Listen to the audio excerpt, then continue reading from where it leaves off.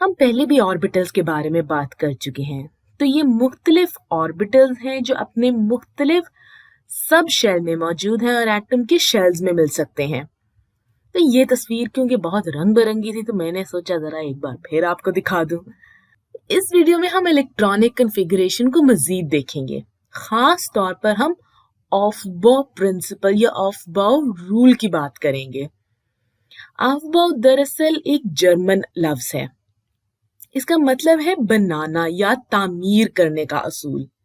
क्योंकि हम पिछली वीडियो में इलेक्ट्रॉनिक कॉन्फ़िगरेशन की बात कर चुके हैं, तो अगर मैं आपसे पूछूं कि आपका क्या ख्याल है नियॉन की इलेक्ट्रॉनिक कॉन्फ़िगरेशन क्या होगी, तो क्या आप मुझे इसका जवाब दे सकते हैं? चलें इशारे के तौर पर मैं आपको यहाँ पीरियोडिक टेबल दिखा देती हूँ। तो जैसे आप यहाँ देख सकते हैं कि नियॉन का एटॉमिक नंबर है 10 यानी 10, और अगर हम किसी न्यूट्रल नियॉन के एटम की बात करें तो इसमें इलेक्ट्रॉन की तादाद भी होगी 10। और इस तरह पहले दो इलेक्ट्रॉन्स ये पहला शेल भरेंगे जो कि हमारे पास होगा 1s2, और इसके बाद अगले दो इलेक्ट्रॉन्स दूसरे शेल के 2s सब शेल को भरेंगे, तो हमारे पास आ जाएगा 2s2। अब हमारे पास 10 में से 6 बकाया इलेक्ट्रॉन्स रह गए हैं और ये बाकी इलेक्ट्रॉन्स 2p सब शेल को भरेंगे, यानी 2p6 हो जाएगा। आखिर इन सब शेल्स को भरने की तरतीब क्या थी? तो ये देखें, पहले हमने 1s भरा, फिर हमने 2s भरा, फिर हमने 2p भरा। और ये आप पीरियोडिक टेबल में भी देख सकते हैं। ये इस पहली सफ या पहली रो की अगर हम बात करें तो यहाँ पर पहला शेल भरा जाता है और दूसरी सफ या दूसरे पीरियड या दूसरी रो में आप दूसरा शेल भर रहे होते हैं। तो अब अगर हम आर्गन की बात करें तो भला इसकी इलेक्ट्रॉनिक कॉन्फ़िगरेशन कैसी होगी? तो इसको लिखने के लिए हम नोबल गैस की कॉन्फ़िगरेशन या नोबल गैस की नोटेशन इस्तेमाल कर सकते हैं। हम कह सकते हैं कि हम नियॉन की इलेक्ट्रॉनिक कॉन्फ़िगरेशन इस्तेमाल करेंगे। अब नियॉन के बाद हमें तीसरे शेल में भी इलेक्ट्रॉन शामिल करना होगा, लिहाजा नियॉन के बाद हम फिर 3s में 2 इलेक्ट्रॉन शामिल करेंगे, यानी ये हो जाएगा 3s2। और फिर 18 इलेक्ट्रॉन्स को मुकम्मल करने के लिए अच्छा अभी तक आप देख सकते हैं कि सिर्फ 12 इलेक्ट्रॉन्स हुए हैं, तो बाकी के 6 इलेक्ट्रॉन हम 3p सब शेल में शामिल करेंगे, तो ये हो जाएगा 3p6। तो यहाँ हम नियॉन को भरने के लिए 2s से 2p पर आ गए हैं और फिर अगर हम आर्गन की बात करेंगे तो फिर 3s से 3p पर आ जाएंगे। तो फिर कैल्शियम की इलेक्ट्रॉनिक कॉन्फ़िगरेशन क्या होगी? अगर आप चाहें तो इस वीडियो को थोड़ी देर रोक लें और सोच लें। तो कैल्शियम में हमारे पास होते हैं 20 प्रोटॉन्स, और अगर ये न्यूट्रल कैल्शियम है तो इसके पास होंगे 20 इलेक्ट्रॉन्स, यानी इसके पास आर्गन के मुकाबले में 2 इलेक्ट्रॉन ज्यादा हैं। तो कैल्शियम के लिए हम आर्गन से आगे इलेक्ट्रॉनिक कॉन्फ़िगरेशन बना सकते हैं। तो अब ये इलेक्ट्रॉन्स कहाँ भरे जाएंगे? ये वो नुक्ता है जहां अब ऑफबाउ प्रिंसिपल या ऑफबाउ असूल बहुत दिलचस्प हो जाता है।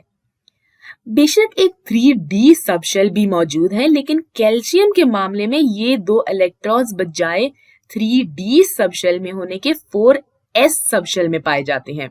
लिहाजा कैल्शियम की इलेक्ट्रॉनिक कॉन्फ़िगरेशन आर्गन की तरह है, मगर 3d2 होने की बजाय ये सीधे 4s2 पर चली जाती है। इसी वजह से मैं ये खाका भी इसी तरह बना रही हूँ कि पहले हम 1s भरेंगे।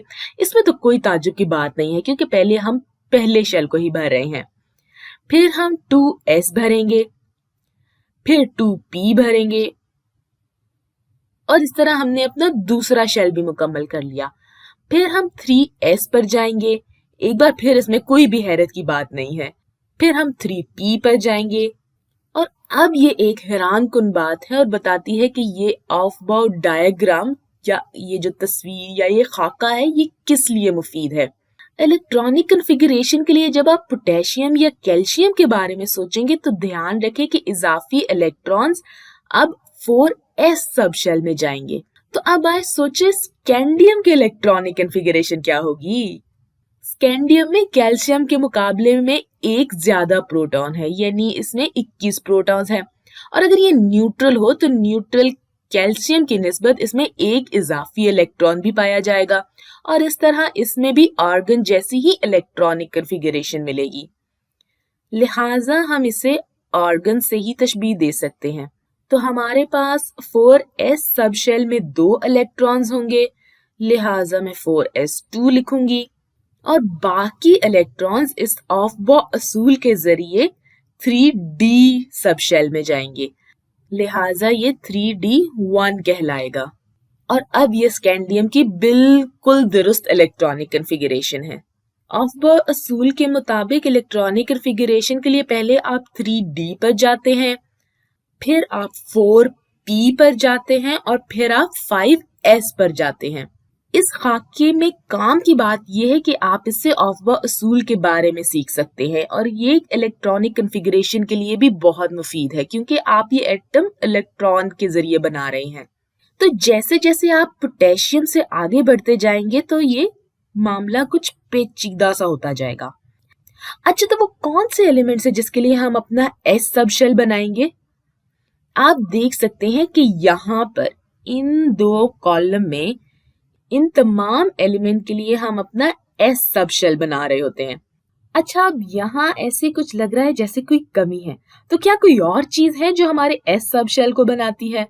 तो इस नुक्ता नजर से हम हीलियम के बारे में सोच सकते हैं कि शायद वो यहाँ होगा, क्योंकि हम इस 1s सब शेल को बना रहे हैं, और क्योंकि ये सारे एलिमेंट्स s सब शेल को बना रहे होते हैं, इस वजह से इन सब को हम कहते हैं s ब्लॉक के एलिमेंट्स।